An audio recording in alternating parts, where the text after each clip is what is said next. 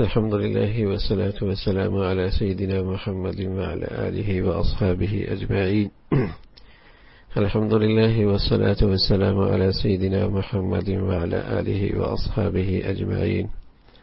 اما بعد، پیارے رسول صلی اللہ علیہ وسلم کی مبارک سیرت کا تذکرہ اللہ کا بہت فضل ہے. مبارک گھڑیوں میں ہمیں اللہ نے پیارے رسول صلی اللہ علیہ وسلم کی سیرت کے تذکرے کہنے سننے کی توفیق عطا فرمائی ہے.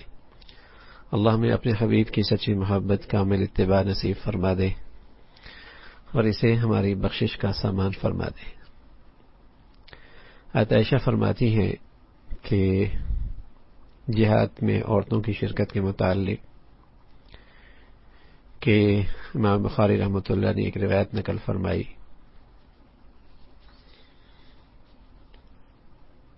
کہ عائشہ نے جہاد میں شرکت کی اجازت چاہی تو آپ علیہ الصلوۃ والسلام نے فرمایا تم عورتوں کا جہاد حج ہے.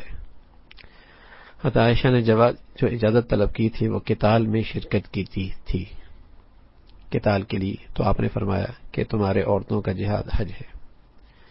البتہ زخمیوں کے علاج، معالجہ، فوجیوں کی خدمت، ان جیسے دوسرے کاموں کے لیے عورتوں کی شرکت بالاتفاق جائز ہے، بشرطیہ کہ وہ شرائط پوری ہوں.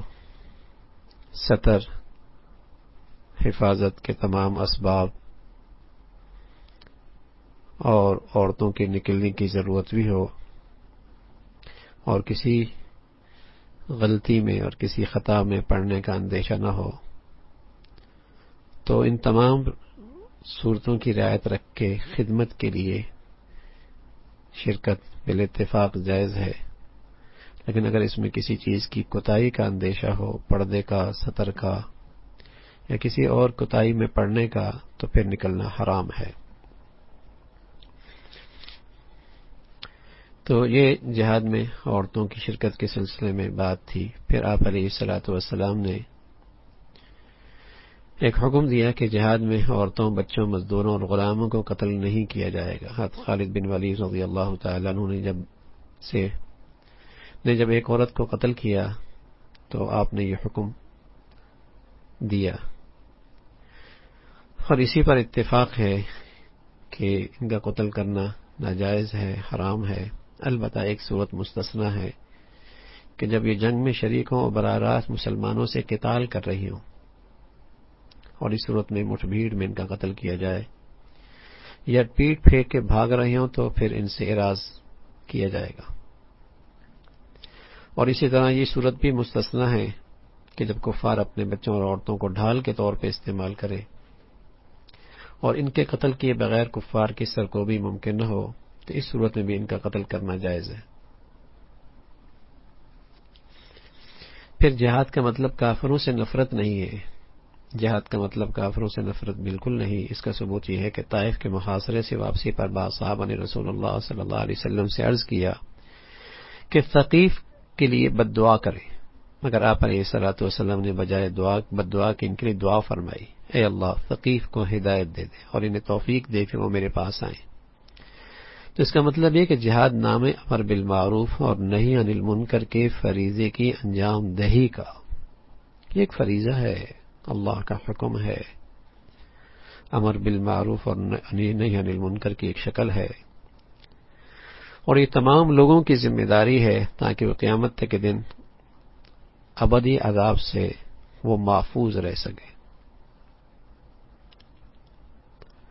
اس لیے مسلمانوں کو چاہیے کہ وہ دوسروں کو ہمیشہ ہدایت اور اصلاح کی دعا کریں، اور یہی جہاد کی مشروع ہونے کی حکمت ہے کہ جب طاقت ٹوٹے گی، کفر ٹوٹے گا، کفر کا غلبہ ختم ہوگا، تو بہت سارے لوگوں کو کافروں میں سے ابدی کامیابی کا راستہ نصیب ہو جائے گا اور ہدایت کی توفیق مل جائے گی.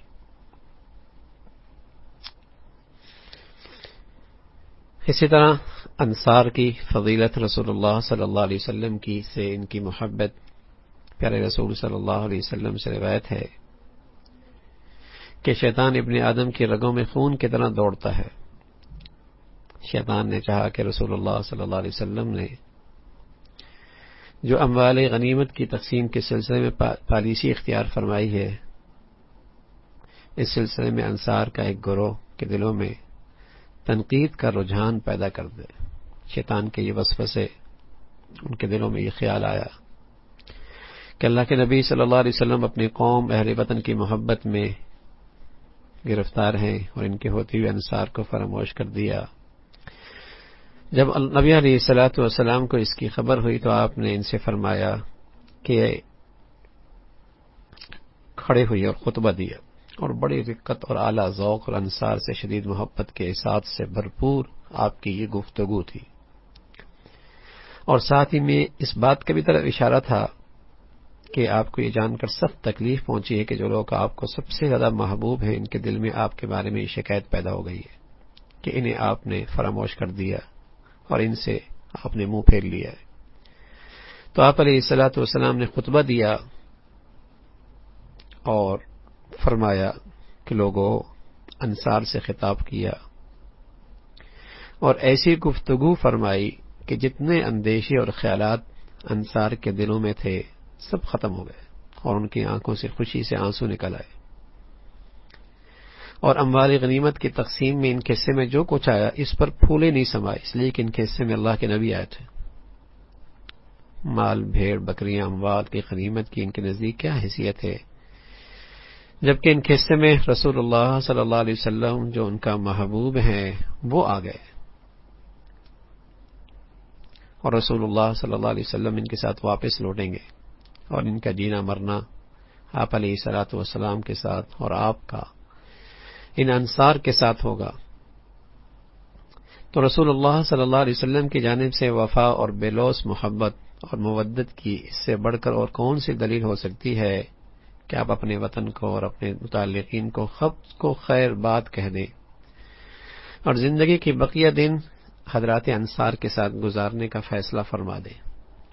پھر یہ کہ رسول اللہ صلی اللہ علیہ وسلم کے میزان میں مال کی قدر افزائی اور محبت کا دلیل کہاں تھی؟ آپ نے تو قریش کو بہت سا مال غنیمت عطا فرمایا، اور جو کچھ بچا بھی خمس آپ کو ملا تو وہ بھی آپ نے دیہاتیوں میں تقسیم کر دیا جو آپ کے ارد گرد تھے۔ غور کیجیے نا کہ آپ علیہ الصلوۃ والسلام نے ان دیہاتیوں سے کیا فرمایا جو آپ کو گھیرے ہوئے تھے اور آپ سے مزید عطیات کا مطالبہ کر رہے تھے۔ آپ نے فرمایا لوگوں، اللہ کی قسم تمہارے مال فے میں میرا صرف خمس 5واں حصہ ہے، اور اسی بھی میں تمہارے درمیان تقسیم کر دیتا ہوں۔ اللہ کا درود و سلام آپ پر اور اللہ کے رسول پر اللہ کی بے شمار رحمتیں ہوں، اور آپ کی پاکیزہ جانثار حضرات صحابہ اور مہاجرین، انصار اور مہاجرین پر، اور اللہ سے ہم امید رکھتے ہیں کہ آپ کے جھنڈے تلے اللہ ہمیں اکٹھا فرما دے اور قیامت کے دن حوض کوثر پہ آپ سے ملاقات کا ہمیں سب کو شرف نصیب ہو۔ یہ غزوہ حنین تھی اور اس سے آنے والے نصائح اور اس سے نکلنے والے مختلف قسم کی ہدایات تھی۔ پھر غزوہ تبوک ہے کہ ہوا یوں کہ نبتیوں میں سے جو شام اور مدینہ کے درمیان تجارت کرتے تھے، یہ قوم ہے، ان سے یہ خبر ملی کہ رومیوں نے مسلمانوں سے جنگ کے لیے ایک بہت بڑی فوج اکٹھی کر لی ہے۔ لخم، جذام اور عرب کے دیگر عیسائی قبائل کو جو رومی شہنشاہیت کے ماتحت تھے ان کو بھی اپنے ساتھ اپنے لشکر میں شامل کر لیا، اور ان کے دستے بلقاء تک پہنچ گئے ہیں۔ نبی علیہ الصلوۃ والسلام نے لوگوں کو جنگ میں نکلنے کے لیے تیاری کا حکم دے دیا۔ روایت میں آتا ہے کہ روم کا لشکر 40,000 جنگجوؤں پر مشتمل تھا۔ اس موقع پہ یہ غزوہ تبوک پیش آیا۔ یہ غزوہ رجب میں ہجرت کے 9ویں سال میں گرمی کا موسم تھا، اور گرمی انتہا کو پہنچی ہوئی تھی، لوگ عسرت اور تنگی میں تھے، معاشی حالت بھی اچھی نہیں تھی۔ مدینہ کے کھجور پک گئے تھے بلکہ مزیدار ہو گئے تھے، اس لیے رسول اللہ صلی اللہ علیہ وسلم نے صحابہ میں اعلان فرما دیا کہ نہیں کس سمت سفر کرنا ہے۔ حالانکہ اس سے پہلے جتنے غزوات آئے آپ نے سمت کی خبر پہلے کبھی نہیں دی، لیکن چونکہ یہ سفر مشکل تھا اور دور کا تھا اور بڑے دشمن سے مقابلہ تھا تو آپ نے پہلے سے بتا دیا کہ یہ سمت ہے، اتنا بڑا دشمن ہے، تاکہ اچھی طریقے سے سفر کی تیاری ہو سکے۔ حضرت کعب بن مالک فرماتے ہیں کہ رسول اللہ صلی اللہ علیہ وسلم کسی غزوے کا ارادہ فرماتے تھے، جب تک اس کا وقت نہ آ جاتا آپ صراحت سے نہیں بتاتے تھے کہ کس سمت میں نکلنا ہے۔ غزوہ تبوک شدید گرمی میں پیش آیا تھا، دور کا سفر تھا، راستہ پر خطر تھا، دشمن کی بہت بڑی فوج تھی، اس لیے پیارے رسول صلی اللہ علیہ وسلم نے مسلمانوں کو پورے معاملے کی صاف صاف خبر دے دی تاکہ وہ اس جنگ کے لیے اور اس غزوے کے لیے اچھی طریقے سے تیاری کر سکے۔ اس غزوے کے لیے سفر نفس پر بہت گراں تھا، اس میں شرکت بہت بڑی آزمائش، بہت بڑا امتحان تھا، اس لیے اس موقع پہ جہاں ایک طرف جا بجا منافقین کے نفاق کا اظہار ہونے لگا، وہیں دوسری طرف مؤمنین صادقین کا ایمان بھی عیاں ہو گیا۔ بعض منافقین ایک دوسرے سے کہنے لگے گرمی میں نہ نکلو۔ ایک منافق رسول اللہ صلی اللہ علیہ وسلم کی خدمت میں آ کر کہنے لگا، اور بڑی بیہودہ باتیں کہ مجھے معذور سمجھیے، فتنے میں نہ ڈالیے، اللہ کی قسم میری قوم خوب جانتی ہے کہ مجھے زیادہ عورتوں کا رسیہ مجھ سے زیادہ کوئی نہیں، میں عورتوں کا رسیہ ہوں، مجھے ڈر ہے اگر میں ان رومیوں کی عورتوں کو دیکھ لوں گا تو خود پر قابو نہ پا سکوں گا۔ رسول اللہ صلی اللہ علیہ وسلم نے اس منافق سے منہ پھیر لیا اور اسے اجازت دے دی۔ عبداللہ ابن ابی نے مدینہ کے مضافات میں اپنے ساتھیوں حلیفوں کے ساتھ پڑاؤ ڈالا۔ جب آپ علیہ الصلوۃ والسلام تبوک کے ارادے سے مدینہ سے نکلے تو اپنے تمام لوگوں کے ساتھ پیچھے رہ گیا۔ فرح المخلفون بمقعدهم خلاف رسول اللہ وکرہوا ان یجاہدوا باموالهم وانفسهم فی سبیل اللہ وقالوا لا تنفروا فی الحر قل نار جہنم اشد حرا لو كانوا یفقهون۔ یہ ان کا تذکرہ ہے اس آیت میں کہ جن لوگوں کو پیچھے رہ جانے کی اجازت دی گئی تھی وہ اللہ کے رسول کے ساتھ نہ دینے اور گھر رہنے پر بڑے خوش ہیں، اور انہیں گوارا نہ ہو کہ وہ اللہ کے راہ میں جان و مال کے سے جہاد کریں۔ ان لوگوں نے لوگوں سے کہا کہ سخت گرمی میں نہ نکلو، ان سے کہو جہنم کی آگ اس سے زیادہ گرم ہے، کاش کہ انہیں اس کا شعور ہو۔ وَمِنْهُمْ مَنْ يَقُولُ ائْذِن لِّي وَلَا تَفْتِنِّي أَلَا فِي الْفِتْنَةِ سَقَطُوا وَإِنَّ جَهَنَّمَ لَمُحِيطَةٌ بِالْكَافِرِينَ۔ ان میں سے کوئی کہتا ہے مجھے رخصت دے دیجئے، مجھے کو فتنے میں نہ ڈالیے، سن رکھو فتنے میں تو یہ لوگ پڑے ہوئے ہیں اور جہنم نے ان کافروں کو گھیر رکھا ہے۔ کون سا فتنہ؟ ابھی سے فتنے میں ہے، نفاق کا فتنہ نے انہیں گھیر رکھا ہے۔ رہے اہل ایمان تو وہ ہر جانب سے رسول اللہ صلی اللہ علیہ وسلم کی خدمت میں حاضر ہوئی ہے۔ اس موقع پہ آپ نے اہل ثروت کو، خوشحال لوگوں کو جن کے پاس اللہ نے، جنہیں اللہ رب العزت نے فراوانی اور خوشحالی دی تھی، انہیں اللہ کے راستے میں خرچ کرنے کے لیے ترغیب دی، آمادہ کیا تو سواری کے جانور وہ پیش کریں تو بہت سارے لوگوں نے اپنا مال و اسباب آپ کی خدمت میں پیش کر دیا۔ حضرت عثمان 300 اونٹ کجاوے کے ساتھ لے کر حاضر ہوئے، اس کے علاوہ 1000 دینار بھی رسول اللہ صلی اللہ علیہ وسلم کے گود میں ڈال دیے۔ آپ علیہ الصلوۃ والسلام کی حضرت عثمان کی یہ سخاوت دیکھ کر اور راہ خدا میں خرچ کا یہ انداز دیکھ کر اتنے خوش ہوئے کہ آپ علیہ الصلوۃ والسلام نے فرمایا عثمان جو کچھ بھی کرے انہیں کچھ نقصان نہیں ہوگا۔ اشرفیاں ہاتھوں میں اچھال رہے اور فرما رہے عثمان آج کے بعد کچھ بھی کرے گا انہیں کوئی نقصان نہیں ہوگا۔ اس موقع پہ حضرت صدیق اکبر رضی اللہ تعالیٰ عنہ اپنا پورا مال اور حضرت عمر رضی اللہ تعالیٰ عنہ نصف مال حضور کی خدمت میں لے کے آ گئے، آدھا مال، اور حضرت ابوبکر سارا مال لے کے آ گئے رضی اللہ تعالیٰ عنہ۔ حضرت عمر فرمانے لگے کہ ہمیشہ میری چاہت ہوتی تھی کہ کوئی دن تو ایسا ہو کہ میں صدیق سے بھی آگے نیکیوں میں نکلوں، کوئی دن تو ایسا ہو، مجھے رشک آتا تھا صدیق کے نیکیوں میں سبقت کرنا، یہ میری بڑا رشک کی بات تھی، میری بڑی حسرت تھی میں بھی کبھی آگے نکلوں۔ سبحان اللہ، یا نیکیوں میں مسابقہ ہے، مقابلہ ہے، رشک ہے، حسرت ہے، تمنا ہے نیکیوں پر۔ نیک لوگ تھے واقعی نیک لوگ، ان لوگوں کے یہاں نیکی کی قدر و قیمت تھی، جیسے آج ہمارے ہاں دنیا کی قدر و قیمت ہے تو ہم دنیا کو، کسی کے پاس دنیا دیکھتے ہیں تو رشک کرتے ہیں، حسرت کرتے ہیں، تمنا کرتے ہیں، رال ٹپکتی ہے، مایوس ہو جاتے ہیں، مقابلے چلتے ہیں۔ تو وہاں نیکیوں کی قدر و قیمت تھی تو مسابقہ بھی ویسا ہی تھا، اسی میدان میں تھا۔ یہاں دنیا کی قدر و قیمت ہے تو مسابقہ بھی دنیا کے میدانوں میں ہے۔ تو عمر فرمانے لگے آج میں نے سوچا اللہ نے مجھے زیادہ دے رکھا ہے. آج ایسا دن ہے کہ میں صدیق سے آگے بڑھ سکتا ہوں. میں اپنا نصف مال لے کر حضور علیہ الصلوۃ والسلام کی خدمت میں حاضر ہوا. پیارے رسول صلی اللہ علیہ وسلم نے دریافت فرمایا گھر والوں کے لیے کیا چھوڑا؟ میں نے عرض کیا یا رسول اللہ اتنا ہی چھوڑا، آدھا آپ کے پاس لے آیا ہوں، آدھا چھوڑ کے آیا ہوں. اتنے میں حضرت صدیق آئے رضی اللہ تعالیٰ عنہ، جو کچھ تھا سب لے آئے. پیارے رسول صلی اللہ علیہ وسلم نے ان سے فرمایا ابو بکر گھر والوں کے لیے کیا چھوڑ کے آئے ہیں؟ انہوں نے جواب دیا میں ان کے لیے اللہ اور اللہ کا رسول کا نام چھوڑ کے آیا. سبحان اللہ. اچھا اللہ کے نبی ہیں، وہ صدیق ہی کی ایسی شان ہے کہ اللہ کے نبی نے ان کا سارا قبول فرما لیا، ورنہ سب کا سارا قبول بھی نہیں فرماتے. یہاں گھر والوں کے لیے بھی چھوڑ کے آؤ، سارا خرچ نہ کرو. آپ کی تعلیمات میں یہ بھی ملتا ہے. لیکن صدیق پر اتنا اعتماد تھا کہ سب کچھ خرچ کرنے کے باوجود بھی گھبرائیں گے نہیں. ان کا ایمان، ان کا یقین، ان کا اعتماد، یہ چیزیں انہیں پریشان نہیں ہونے دیں گی. تو آپ نے سارا ہی قبول فرما لیا.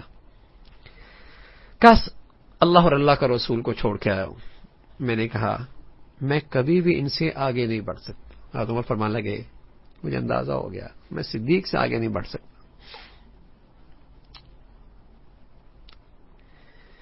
کچھ لوگ مسلمان جن کا تذکرہ آتا ہے حدیث میں بکاؤن، گریہ زاری کرنے والے،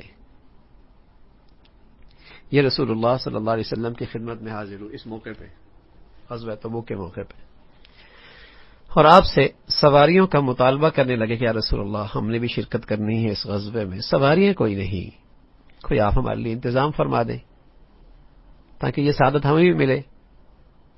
آپ نے فرمایا سواریوں کا بندوبست تو میرے پاس بھی نہیں. چنانچہ وہ مجبوراً واپس ہو گئے اور ان کا حال یہ تھا کہ ان کی آنکھوں سے آنسو جاری تھے. بڑا رنج تھا کہ وہ اپنے خرچ پر شریک اس فضیلت میں اور اس جہاد میں شریک نہیں ہو پا رہے. آنکھوں سے آنسو ہیں. ادھر اللہ کے نبی صلی اللہ علیہ وسلم نے تقریباً 30,000 مسلمان کو ساتھ لیا. اس موقع پہ چند مسلمان پیچھے رہ گئے، حالانکہ ان کا ایمان، اخلاص ہر قسم کے شبہ سے بالا تر تھا، مخلص ایمان والے تھے، لیکن پیچھے رہ گئے اس غزوے میں. ان میں عتکاب ابن مالک، حضرت مرارہ ابن ربیع، حضرت ہلال ابن امیہ، حضرت ابو خیثمہ بھی تھے. ابن اسحاق کا بیان ہے کہ یہ مخلص لوگ تھے اور ان کے اسلام میں کوئی بھی شبہ نہیں تھا. ان میں سے حضرت ابو خیثمہ بعد میں رسول اللہ صلی اللہ علیہ وسلم سے تبوک میں جا کر مل گئے. روایت میں کہ رسول اللہ صلی اللہ علیہ وسلم کو تبوک روانہ ہوتے چند دن گزرے تھے کہ ایک دن جب سخت گرمی تھی ابو خیثمہ اپنے گھر والوں کے پاس واپس آئے. ان کے 2 بیویاں تھیں، دونوں نے ان کے باغ میں خیمے لگا رکھے تھے. ایک نے اپنے خیمے میں پانی کا چھڑکاؤ کیا تھا، پینے کا ٹھنڈا پانی رکھا ہوا تھا اور ان کے لیے کھانا بنایا ہوا تھا. جب وہ باغ میں داخل ہوئے اپنی بیویوں اور استقبال کے لیے ان کی تیاریوں پہ نظر پڑی تو بول اٹھے. دونوں بیویوں نے اپنے اپنے خیموں میں ان کے استقبال کے لیے تیاریاں کر رکھی تھی. جب یہ داخل ہوئے تو بولے رسول اللہ صلی اللہ علیہ وسلم شدید دھوپ میں، تپش میں، گرمی کے تھپیڑوں میں، اور ابو خیثمہ ٹھنڈی چھاؤں میں، لذیذ کھانے میں، حسین بیوی اور مال و دولت کے ساتھ رہے. اللہ کی قسم یہ انصاف نہیں. پھر اپنی دونوں بیویوں کو مخاطب کر کے کہا اللہ کی قسم میں تم دونوں میں سے کسی کے خیمے میں نہیں آؤں گا جب تک کہ میں رسول اللہ صلی اللہ علیہ وسلم سے جا کے نہ ملوں. ان دونوں بیویوں نے ان کے لیے زاد راہ تیار کیا، سفر کا سامان تیار کیا. وہ اپنے اونٹ پر سوار ہوئے، رسول اللہ صلی اللہ علیہ وسلم کے ساتھ جا ملنے کے لیے نکل کھڑے ہوئے. اور اس وقت پہنچے جب رسول اللہ صلی اللہ علیہ وسلم تبوک میں پہنچ کر پڑاؤ ڈال دیا تھا. جب ابو خیثمہ قریب پہنچے رضی اللہ تعالیٰ عنہ تو مسلمانوں نے پیارے رسول صلی اللہ علیہ وسلم کو خبر دی کہ ایک شخص، ایک سوار دوڑا ہوا آ رہا، چلا ہوا آ رہا. آپ نے فرمایا ابو خیثمہ ہو سکتے ہیں. وہ قریب پہنچے تو صحابہ نے عرض کیا رسول اللہ واللہ ابو خیثمہ ہیں. اور وہاں پہنچ کر انہوں نے اونٹ کو بٹھایا، آپ علیہ الصلوۃ والسلام کی خدمت میں حاضر ہوئے. آپ نے فرمایا ابو خیثمہ تم پر افسوس ہے، دیر سے ہو. تو انہوں نے رسول اللہ صلی اللہ علیہ وسلم کو اپنا سارا قصہ سنایا تو آپ نے پھر ان کے لیے دعائے خیر کی. اس سفر میں مسلمانوں کو سخت تکلیفیں مشقتیں اٹھانی پڑی۔ روایت میں آتا ہے کہ سفر میں 2-2 3-3 آدمی پے در پے ایک اونٹ پہ سوار ہوتے تھے۔ راستے میں شدید پیاس لگی، پینے کے لیے پانی نہیں ملا تو اونٹوں کو ذبح کرنے لگے اور ان کی اوج سے پانی حاصل کر کے پیا۔ ان کے اوج سے، اونٹوں میں پانی کا اسٹوریج ہوتا ہے جہاں وہ ذخیرہ کر لیتا ہے، تو وہ ذبح کرنے پڑے۔ ابو ہریرہ فرماتے ہیں رضی اللہ تعالیٰ عنہ فرماتے ہیں کہ غزوہ تبوک کے موقع پہ قحط کا زمانہ تھا۔ لوگوں نے رسول اللہ صلی اللہ علیہ وسلم کی خدمت میں حاضر ہو کر عرض کیا، رسول اللہ ہمیں اجازت دیجیے، ہم اپنے اونٹوں کو ذبح کریں، ان کا گوشت کھائیں، ان کی چربی استعمال کریں۔ آپ نے اجازت دے دی۔ حضرت عمر رضی اللہ تعالیٰ عنہ حاضر ہوئے، کہنے لگے یا رسول اللہ یہ لوگ اگر ایسا کریں گے تو سواریاں کم ہو جائیں گی، اس کے بجائے آپ ان کی ضروریات سے جو زائد ہے نا وہ منگوائیں اور پھر آپ ان میں برکت کی دعا فرمائیں۔ ہر آدمی اب جو کچھ اس کے پاس ضرورت سے زائد تھا تو وہ آپ نے منگوایا۔ ایک دسترخوان بچھوایا چمڑے کا، اس میں ہر کوئی اپنی ضرورت سے زائد چیز، کوئی ایک لپ لے کے آ رہا ہے، کوئی کھجور لے کے آ رہا ہے، کوئی روٹی لے کے آ رہا ہے، کوئی روٹی کا ٹکڑا لے کے آ رہا ہے، سب کو اس چمڑے کے دسترخوان پہ بچھا دیا، ڈال دیا۔ پیارے رسول صلی اللہ علیہ وسلم نے اس میں برکت کی دعا فرمائی اور اسے اپنے اپنے برتنوں میں بھر لینے کا حکم دیا۔ تمام صحابہ ان چیزوں کو اپنے اپنے برتنوں میں برکت جانے لگے۔ کوئی فوجی میں اس لشکر میں سے کوئی ایسا نہ تھا جس کا برتن خالی رہ گیا ہو۔